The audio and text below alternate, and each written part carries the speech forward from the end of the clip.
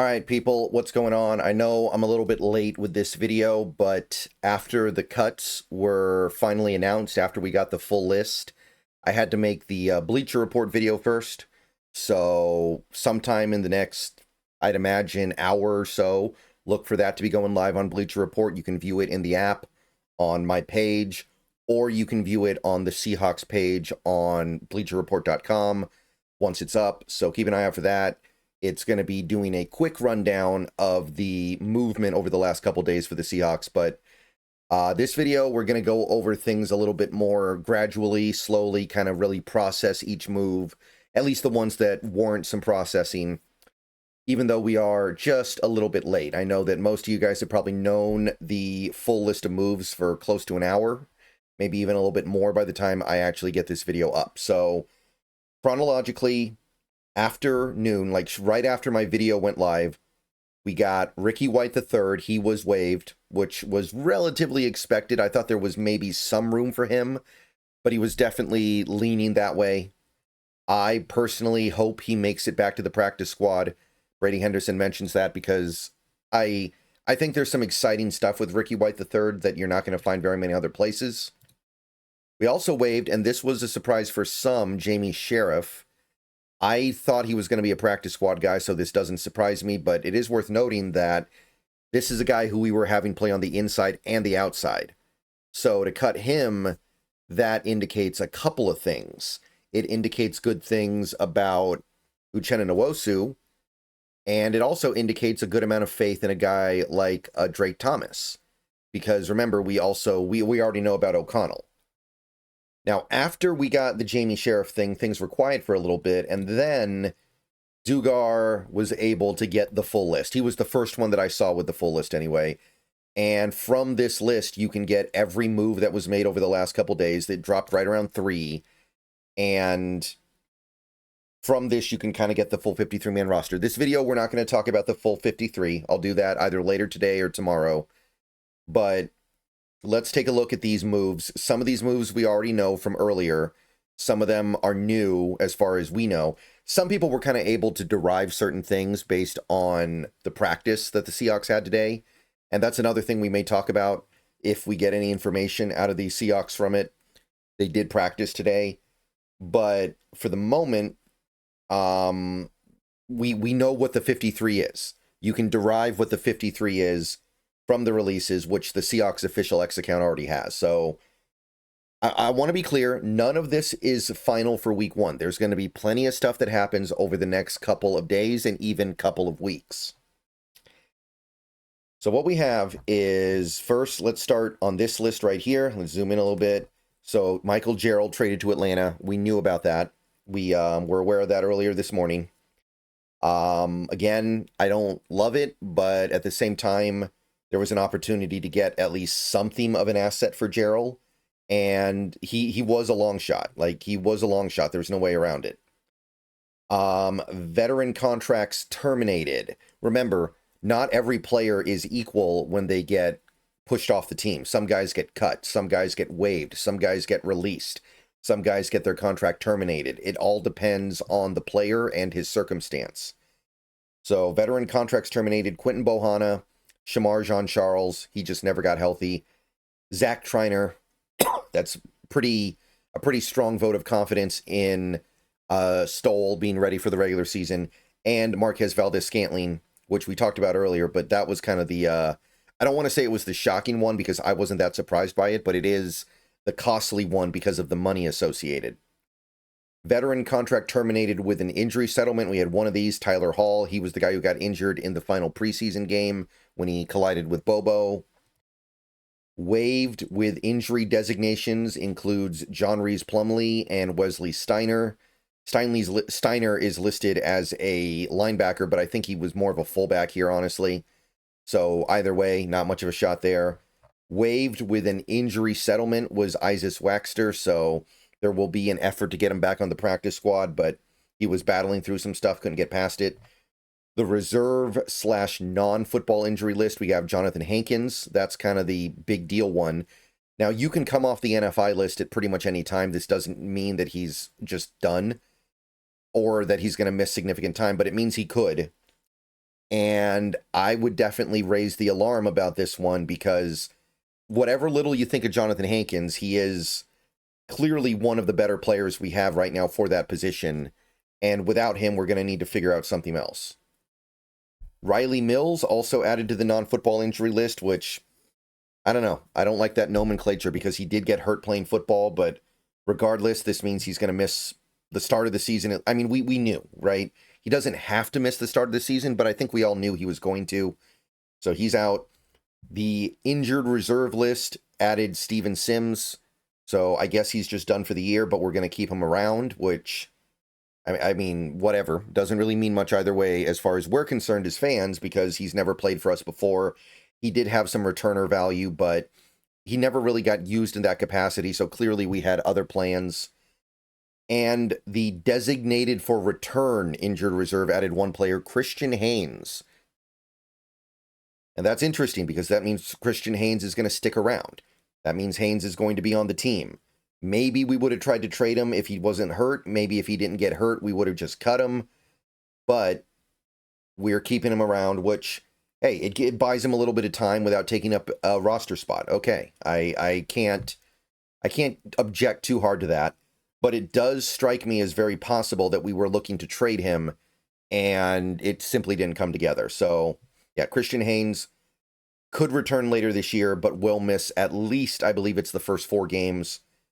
And the way it sounds, I expect him to miss more than that. Okay, so that's the first list here. Let's look at the second list. This is the full list of players that were just flat waived. Again, the terminology matters a little bit to these guys. It changes the circumstance of what happens to you next. So, waived list. Wide receiver Tyrone Broden, cornerback Keydrain Callaghan, defensive tackle Anthony Campbell, linebacker Seth Coleman. He was a guy who actually had a really nice preseason, so worth monitoring. Tackle Luke Felix Fualalo, defensive end Jalen Gaines, linebacker De'Aaron Jackson, tackle Amari Kite. With the Mike Gerald trade, I expect Kite to stick around at least on the practice squad, though, so let's keep tabs on that. Tight end Marshall Lang, guard Sataoa Lomea, so he has officially, looks like the project has failed. Not that there was ever much optimism for it, but he certainly looked better last year than he did this year so far. So he's out. He may be a practice squad candidate, though. Federico Maranguez, my understanding is that we have a free practice squad spot if it goes to him because of the European NFL pipeline thing. So it's very possible that Maranguez comes back on the practice squad automatically, but we'll be monitoring that. Running back Damian Martinez, we knew about that one earlier today. Same with Pat O'Connell. Nose tackle Brandon Peely, though, does not make the cut. And normally I would not find that to be surprising, but with Jonathan Hankins hitting the non-football injury list, and we now kind of assume is going to miss some time, I thought Hankins might, I thought Peely might find his way. So nose tackle's dicey now because we also released J.R. Singleton and released Bubba Thomas. I don't really know what's going on there. Anyway, Jarek Reed, the second, also released. That Kansas City game just wasn't quite enough to push him over the edge. Okada did make it, by the way, so that was the decision we had to make, and we made it. Josh Ross released. Jamie Sheriff released. Like I said, J.R. Singleton. Tyreek Smith released, or waived, whatever. Bubba Thomas. Alfonso Tuputala, we knew about him from yesterday. Anthony Tyus III. Ricky White III. Cornerback Demarion Williams. And running back Jacardia Wright. Now, I think that there's definitely some stuff to react to here, of course. But the thing that really stands out to me, not more than any one player, is the situation we find ourselves in at certain positions, like linebacker. Pat O'Connell is gone. Josh Ross is gone. Jamie Sheriff is gone. So what's that leave you with? You have the starters, obviously, Drake Thomas, and everyone else that was kind of intriguing. Even a guy like Tuputala was kind of interesting, but he's gone now. So I don't really know what we're doing here. De'Aaron Jackson is gone. I think somebody else is coming. I can't imagine we're going into the season where Drake Thomas is your only mildly intriguing depth linebacker. I gotta believe there's a plan to go get something a little bit better then I don't even know who it would be at this exact moment. I'll have to look at the 53 later and think about it. But we didn't even keep Jamie Sheriff, who was kind of inside-outside. And then you have nose tackle. Look, I know that this team may just be looking at Byron Murphy as a nose tackle, which obviously I don't like and don't support at all. Even if you're doing that, though, what are you doing behind him? Are you just going to give the rest of the snaps to Jaron Reed and make it work that way? If so, what are you doing behind Leonard Williams? Is it just going to be Mike Morris, who, by the way, just got concussed? Who knows when he's going to be back? No Peely, right? Peely's gone. Campbell's gone. You've got no J.R. Singleton, Bubba Thomas. What's really left? Bohanna was gone. That was on the first list.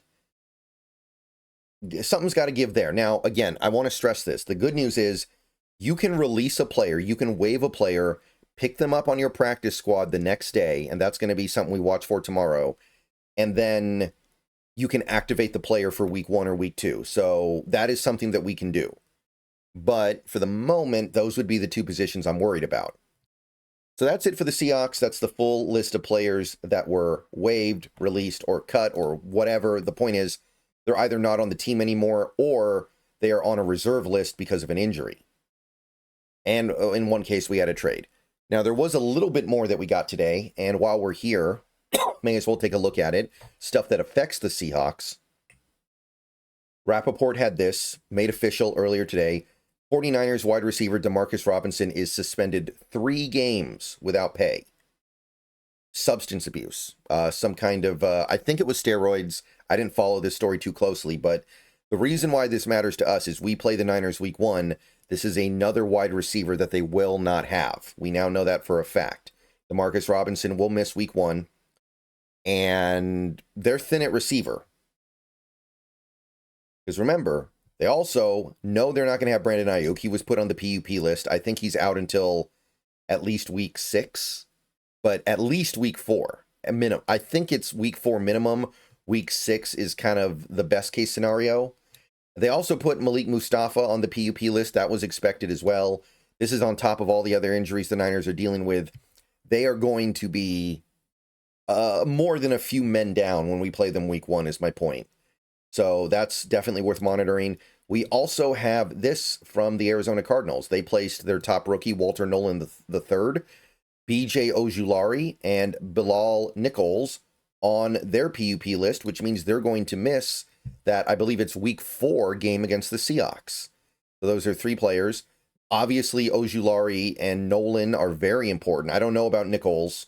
He's a player that I am aware of from scouting in the draft, but I don't know if he was going to play a big role on that team. I know that they have issues at corner, so it's not a nothing loss. But Walter Nolan III and B.J. Ojulari could be a very big deal, and we're not going to have to worry about them the first time we play the Cardinals. So that's what we learned about our early opponents. Also, there's some stuff going on with the team like the Saints. Apparently, they've named Spencer Rattler their starter officially, which that's probably going to be the quarterback we play in week 3 then. But that's a roundup of the news. That is our roster cuts. Let's see what happens over the next several hours. Things are going to remain busy. Let me know what you guys think. Go Hawks. Again, if you want to see a lot of this information in a much shorter format, check out Bleacher Report. See you guys soon. Streaming on Twitch pretty much all night tonight. Metal Gear Solid 4, be there. And probably at least one more video today because we had other stuff go down as well. Go Hawks.